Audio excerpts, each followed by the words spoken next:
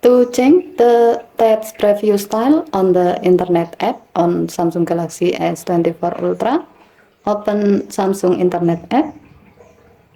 Assuming that you have opened multiple websites on multiple tabs, tap the tabs icon at the bottom right.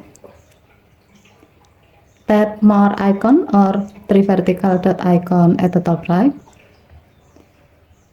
Tap View As. Here you are provided with three styles available: list, stack, and grid. As the example, we will select stack, tap OK button.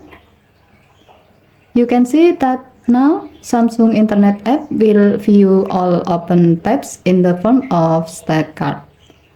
Okay, thank you for watching. Please help to like and subscribe. Have a nice day.